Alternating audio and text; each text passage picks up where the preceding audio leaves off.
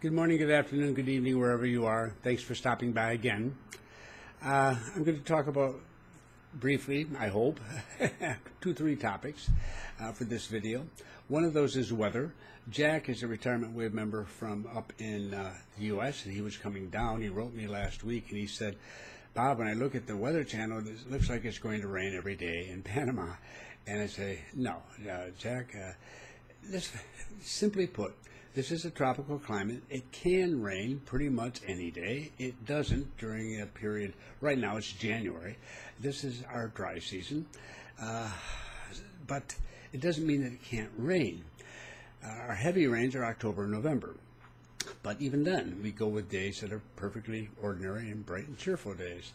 The critical aspect, again, in the tropics is that rain is a possibility. And Panama has a number of microclimates because it's a stretched out country. It has the two great oceans, one on one side, one on the other, and they're only in Panama City area about 50 miles apart. So they each have their own weather patterns, and they affect the country. We also have a mountain range running down through the center of the country, but not entirely, with some open areas. So you have an exchange of weather. You can find very different weather conditions on the same day, 20 miles or 20 kilometers apart. So the key here is not to obsess over the rainy season. Sometimes I think people think that it's our equivalent of their winter up in the north. It's not even close. I mean, it's ridiculous. There's no connection at all between the two. It's just that wherever humans live, they look for something that's different between one part of the year and the other so they can have seasons. And it happens to be down here we have heavier rains during half the year and lighter rains the other half. So we have a rainy and a dry season. But it's not as if we are pouring every day in the rainy season and dry as a bone during the dry season. It doesn't work that way. So don't obsess over it, at least. Don't be terribly concerned about it. If you're coming down the first time, and you have one of those short, easily umbrellas that wrap up into a fairly small space, bring it along, of course, and then you have it if you need it. You may, 3/4 of the time or more, leave it in your hotel room or in a car or something else. But you have it, so then you don't have to think about it anymore. But don't worry about it and don't let it become a determining factor in whether you come to visit. If you are going to do that, the only way I think you'll be able to escape the possibility of rain in the tropics is to find a desert. We are not a desert, thank heavens. Now, a second item that comes up, this is a little more serious, and I would like to speak more on it, but it's just, one can talk an hour and a half on it and not be very helpful, but it's the subject of rentals. Now, our Metro Match program at Retirement Wave is meant to help people interested in the metropolitan area to find a home to buy. And most of the email traffic I'm getting in regards rentals, and I understand that, not a problem. However, it's a completely different area. It's much more diverse, and so many of the rentals are by owner only, and others are by specific agents here or there, and there are umpteen sites that show rentals and so on and so on. Here's what I would recommend initially. If you're coming down and you expect to spend a substantial amount of time here, a month or more, then I might say come down with a reservation at a hotel or Airbnb, which is an alternative, for say a week, and look. When you're here, go around and look at various places that you might want to rent for a longer period, particularly if you're coming down for 3 months or more, and some people do. The key is that we have a lot of people who express interest, and they say, I'm coming and all that, and they never show up, and for very good reasons sometimes, but they don't get around to telling us, and people get frustrated. If you're physically here and you walk in, whether it's a hotel or what we call apart hotels here, which are rather like suites, and some of them are as cheap as a hotel, or any number of places that are open for rent, and you're physically present. They know you're in Panama, and you say, here's my situation. I'm here for a period of time. I'm getting this. Can you give me a better deal, or can you meet this sort of expectation? You can work something out because you're there. And people don't have to worry about you. And nobody likes, even if they can cancel, nobody likes to have a reservation 3 months in advance, and then a week before it comes, you send a note saying, oh gosh, we can't come, we're canceling. It just throws everything up in the air, and people don't like it. And so they very frequently will not rent much more than a month, if that, in advance of your arrival.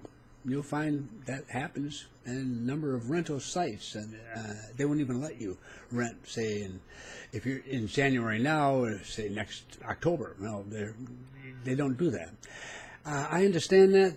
I have members who come down, and they write me and say, Bob, we're coming down from X to Y date, and we'd love to have coffee with you to talk. And my attitude is if I have the time, I'm available, I'm always happy to do that.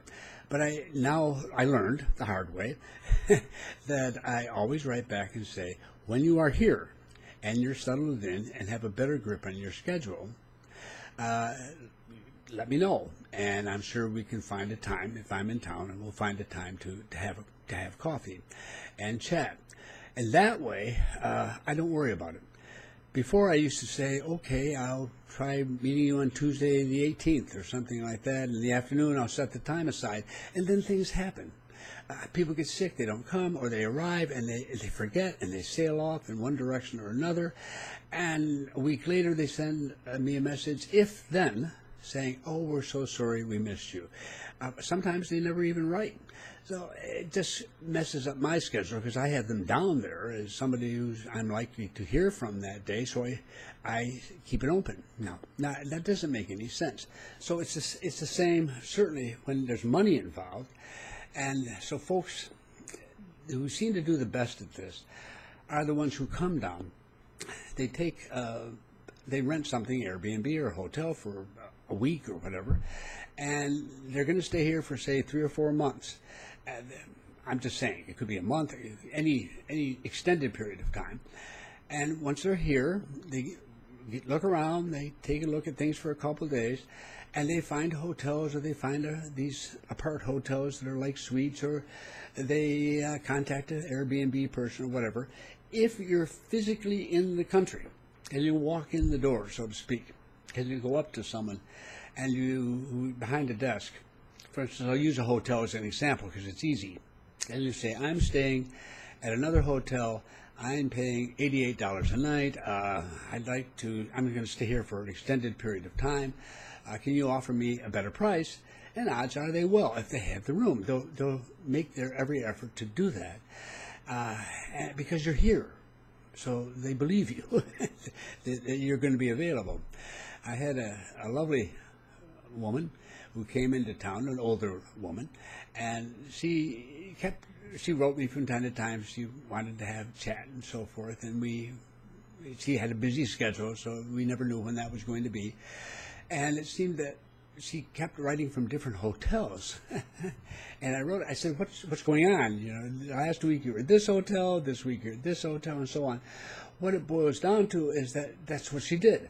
She would she'd rent a place or stay for, say, 5 days, reservation, and then as she saw another hotel that interested her, she'd ask if they had a better deal, and they say sure. And so she ended up staying at a different hotel pretty much every week, and at the end of it, we finally got together, her cheapest hotel, and invited me to breakfast.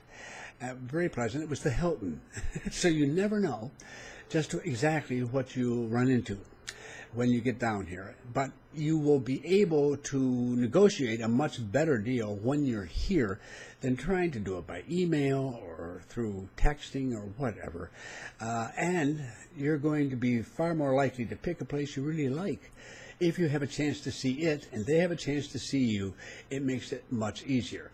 Now, if you're trying, say, as one couple writing, we're coming down in April, hoping to, looking at possibly renting a place for the winter months, that's, of course, what you call the winter months up north, we call the high season, and it's very difficult to get people to rent that far down the road, and particularly during that period. Since they haven't even set a price for the high season yet, as they watch to see how things develop. So that can be pretty tricky as well. The better thing in their case, as I recommended to them, is when they come down, is to look at the neighborhoods, the various possibilities here. And then when they come back, they do the same thing as I've suggested to you, is to make a reservation somewhere to spend some days there and develop a relationship with that hotel or with that B&B owner, Airbnb owner or whatever. And if you like it and it's the right price and maybe you can get a better deal for a longer period and so forth, find your place that way. Now, it's a little bit more difficult. Oh, you can go to agents, and agents will, if they're free, they're only going to get a month's rent for a fee, which is nothing compared to a sale. But if sales are very slow, they'll take you to show you rentals, although they'll probably tend toward the more expensive rentals for obvious reasons. You play the game as best it works for you, but this is the problem everywhere that is a popular tourist site. Same thing can happen in Florida. During certain months of the year, you just don't assume anything, and you don't try to do it from 5,000 or 10,000 miles away when you don't know anything about that area and they don't know anything about you, least of all if you're really going to come when you say you are. So that's not a very satisfactory answer for many people who like to get these things nailed down months in advance, but it's the practical way of looking at it, so I might as well put it that way. People, surprisingly enough, do quite well with this, and it's not half the problem that some people seem to think it will be. On the other hand, it does take some effort on your part. So that's what I can say about it right for the moment. I'm not going to go on much longer here. I'm having lunch with Jack in about an hour, and I'm looking forward to seeing him. But one thing that comes up regarding Spanish and learning it and so on, some people pay out hundreds of dollars for software packages, and if that works for you, that is absolutely wonderful and fine. But it's like exercise equipment. You can spend hundreds of dollars on exercise equipment. You either use it, which is great, or it sits gathering dust after a week or two. I usually recommend one of the sites. There are others people have found. The one I prefer, I just found it and it works for me, is called Duolingo, Duolingo, Duolingo.com. And it's free, completely free. They have a good system for teaching people any number of languages, Spanish included. You go at your own pace. It remembers where you were. It allows you to interact with it. It's got a lot there. So instead of spending a lot of money on a separate package, I would go into a site like that and try it. If 2 or 3 weeks later you're doing fine with it and this is really good for you, well, of course, obviously keep it, but it's also a good indication that maybe purchasing something that costs a lot of money might be useful to you too if it offers benefits that you can't get from Duolingo. But I prefer to see people try the inexpensive or the free way to do it when it's as professional as a site like Duolingo is. So that's just a clue to you. Then even if you don't speak the language fluently when you get here, the point is you get used to seeing it, you get used to hearing it. If you have a mic, you get used to speaking it, at least at that stage, and it will make a big difference when you get down. Panamanians are very appreciative of people who come who even speak only a little Spanish. It's a compliment, and they appreciate that. But even though they know from the moment they see you that you're not a Panamanian. So that's something to keep in mind.